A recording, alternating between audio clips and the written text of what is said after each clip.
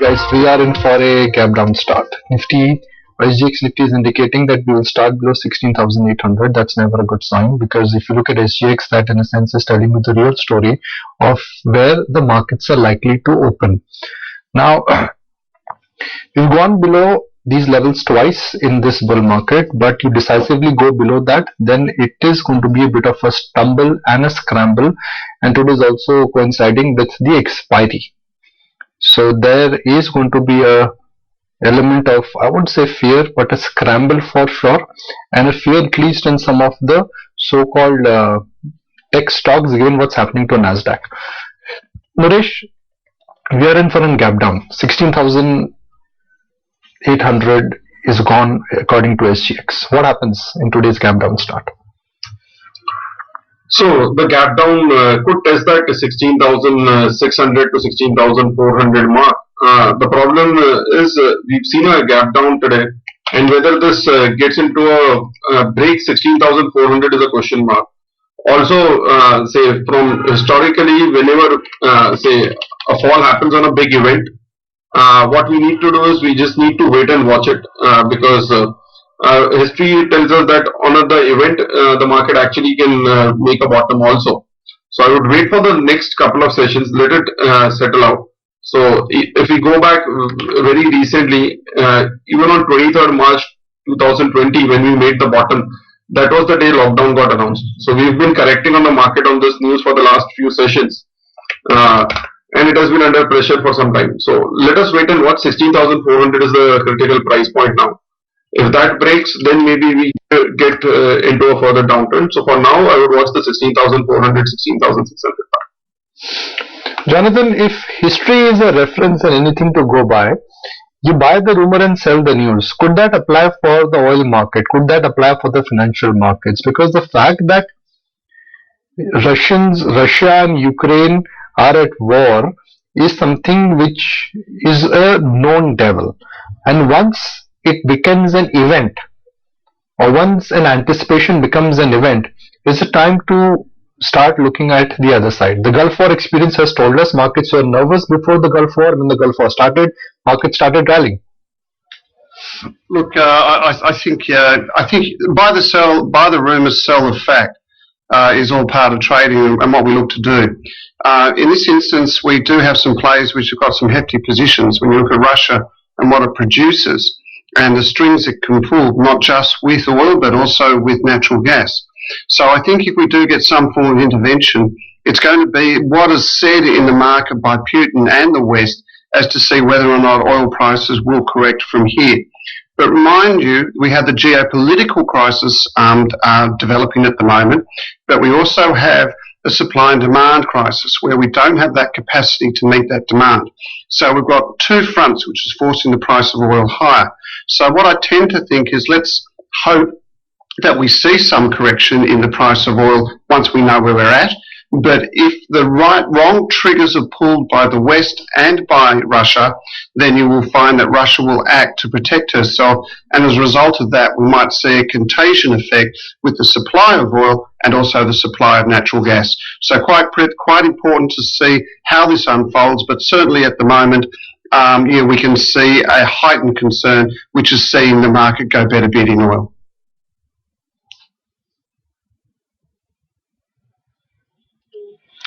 Pankaj Pandey, for an Indian perspective, the need of the hour, I guess, is capital protection. Where is it that you would be tempted or, recommend or suggest to your clients to actually profit take? And would you be willing to buy anything in the decline just yet? Or is it like catching a falling knife? So in terms of, so while we could see a knee-jerk reaction, but my sense is that sanctions up till now has been sort of milder, and while inflation is a threat, and that is sort of going to help more of sector rotation, and which is where we feel that banking as an overall sector, especially the tier 1 private sector banks, are very well placed. We are already behind the asset quality concerns, and we haven't seen much of a price performance, and I think valuation wise also this pocket looks okay. I think in addition to that, capital goods is another sector which can be looked at. I mean, whether you look at a stock like L&T to a number of other tier 2 names, I think with budget clearly focusing on capex, I think this is another pocket which we have seen relatively being resilient compared to the other segments in the recent past. So from the capital protection or from buying perspective, I think banking and capital goods look attractive, and I think once within the sub segment or within the other pockets, I think recovery plays, especially hospitality players, is what one can be looked at, because our sense is that if we are not going to see any further COVID waves, then potentially you will see a good recovery for that particular segment where the entire hospitality lot looks attractive. I think these are the pockets what one can look at, and I think in terms of correction, so IT obviously would be a sort of a low hanging fruit given the fact that this sector has sort of done well in the past few months, in the past few years. So obviously, profit taking is what one could expect in IT. But I think overall, our sense is that if the sanctions are milder and we don't see much of a challenge or much of a appreciation in crude, I think we could see a sharper recovery as well. Because if the crude is were to sort of rally too much, then I think it could impact global growth, and which is where a challenge could be. In case if the crude does not rally, then I think besides the knee-jerk reaction, I would want to believe that markets could witness a recovery in the or post-Fed meeting.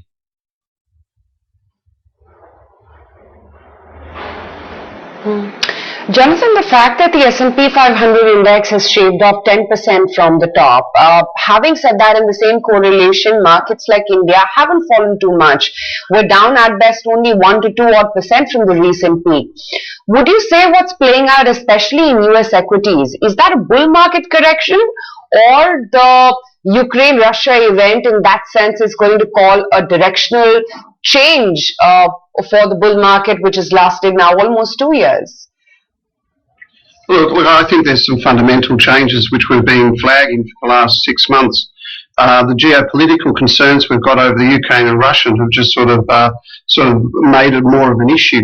But when you do look at what's happening, and you look at the Fed looking to raise rates 7 times this year, when you look at the Bloomberg Commodity Index and the fact that that's actually in a backwardation, it really does suggest that we've got other concerns out there which are highly inflationary, scarce commodities, geopolitical risk. So I think people have decided that it's the right time to actually take some of this profit off the table and move to the sideline. So it makes good investments. You've been to the top there, you've had a good run, and booking some of those profits is very good.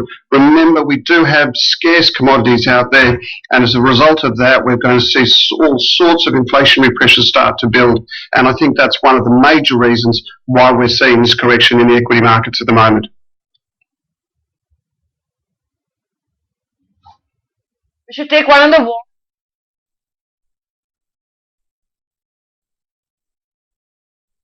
Even as the UN Security Council emergency meeting is on, the live address is available on YouTube and social media platforms. Vladimir Putin has addressed the people of Russia in a televised address. Foreign agencies are now reporting of explosions. Vladimir Putin has announced a military operation in Ukraine, saying he has no intention of taking over Ukraine, but that military operation has been announced. You started to see a knee-jerk reaction. The US futures have fallen even further. Brent futures, meanwhile, at above $99 a barrel. Jonathan, before we let you go, final comments from you. This has just happened a few minutes ago. Markets don't react to the same bit of news twice. What we're seeing with the energy markets, it may be a knee-jerk reaction, but that's not good for global growth. It could bring about more uncertainty as well on what the US Fed might do mid-March. Look, I think what you're seeing is a reaction to the news. We understand it becomes quite volatile, but remember, we've seen trends develop over the last 72 hours worth of trading, which will continue for the time being. And when we look at equity markets, you are correct, they're under pressure now. Nasdaq down 1.75%. When you look at gold, that's just had a very flip movement to the top side, and technically that's also broken up. So we could probably see gold trade through to that 1940.50, regardless of what happens in the market. And of course, the crude just shy of 99. So it's a knee-jerk reaction, but there's some solid fundamentals behind some of these moves being sustained. And I think those moves would be oil and also gold, both of them heading to the top side from here.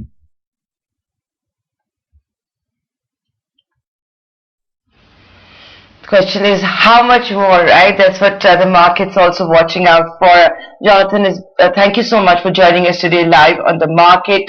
Lots of news developments that are taking place as far as the geopolitical tensions go. Pankaj, if gold is going to go higher, if oil prices are going to go higher, that's never good news for the Indian economy. But having said that, what is your people's reading on this? That, is it going to be short term? By mid-March, we should have more clarity the way it's all headed. So what's the advice to them? So on the crude oil front, up till now, sanctions have been milder, and our sense is that Europe does not have much of a choice. In fact, even the refineries are also sort of designed for Russian crude. So we really cannot sort of do much on the crude oil front.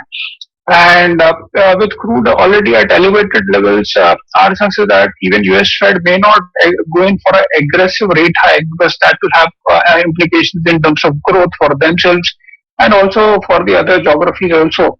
Our sense is that if crude rallies too much, then I think they'll be sort of forced to take very aggressive rate hikes. If crude sort of normalizes at current levels, probably I think then it's a sort of then we would want to believe that recovery could happen in the markets as and when this event US Fed meeting gets over. So I think that's a sort of a biggest risk. As of now, up till now, it does not look like the Europe or the US has much choice in terms of sanctioning, which will have implications for crude. So besides this knee-jerk reaction, we would want to believe that the market should recover as and when this event gets over. Joins us now, Hiren. Too many things happening, too many moving parts. My question to you is that Hi, morning, Hiren. Is my voice reaching you?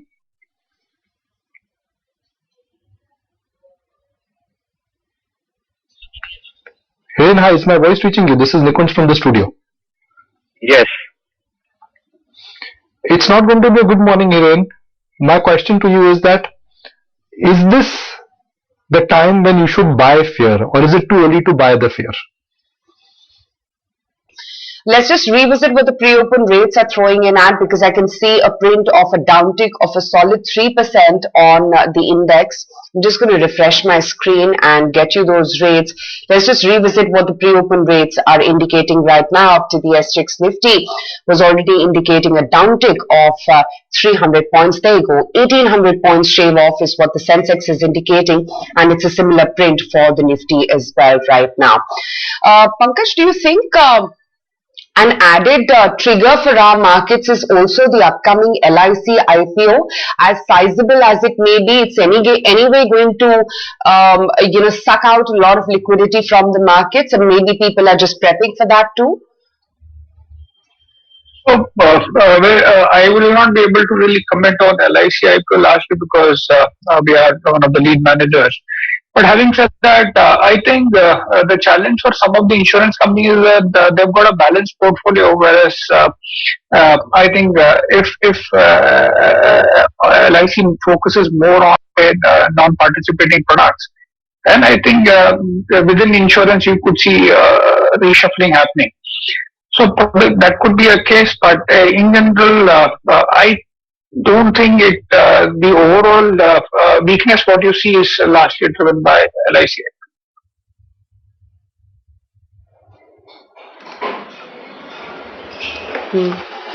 Also, Pankaj, many of our experts since morning have been saying that it's time to buy the blue chips and stay away from any other space if you really want to buy this dip in the market.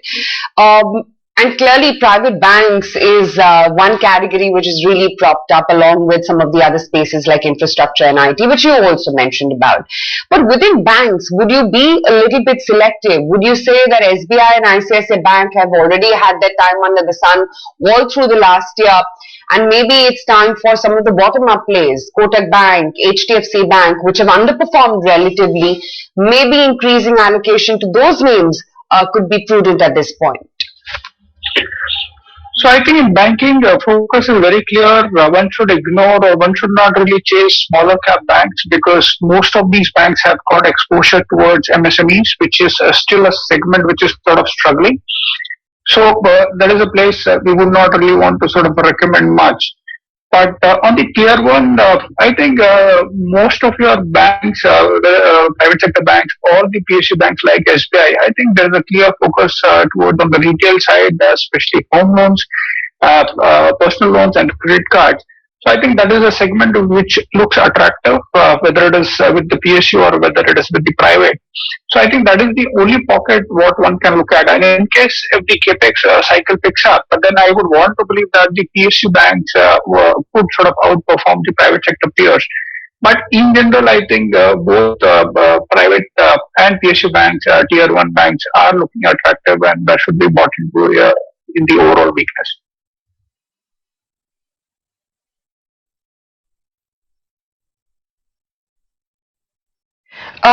Kunal, we've been talking about how, and Nikunj made this point yesterday, right? That at the start of the year, if you thought 40% of the market was overheated, now it's seeming as if maybe that's about 25%. Maybe small cap, mid caps can give higher returns than what we thought at the start of 2022. But Hiren Ved also today made a point, and which is this is the time to stay with large caps. Kunal, is that your strategy? Yeah, absolutely. In fact, Nether, and many of the discussions on BNSN as well, I've been maintaining that. I think it's time to not venture into the adventurous group of the mid caps and small caps, because when the market gets into a choppy, volatile phase, so forget about today's gap down opening. Even in the last one and a half odd month, when the markets have gone to a choppy phase, no kind of trend. There was one trend which is actually emerging, which was clear that the mid caps and small caps are getting into an underperforming zone. And in that phase as well, there were many large cap names which managed to shield a majority of this volatility and the choppiness. And I think we've seen that in 2020 as well, that whenever the market gets into a corrective phase, it's the large cap names which tend to bottom out first and then try and stabilize the markets. You see a recovery, a more gradual and a sustainable recovery into these large cap names. It's the mid caps and the small caps, they tend to participate in the second phase when there is when the market sentiment becomes positive, the risk on appetite comes back again. So we will get our time to try and invest into those mid caps and small caps. One should not be in a hurry just because these stocks are corrected some 30%, 40% doesn't make them as good price wise buy. I think at these point of times, what's very important is to try and shield your portfolio from a lot of volatility which is coming across the globe in news flows. I think in that sense, parking the money to large cap names and more formidable ones, I think is the way to go.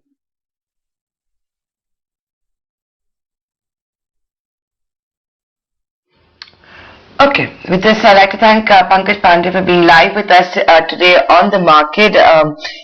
Nikunj, few minutes away from opening bell.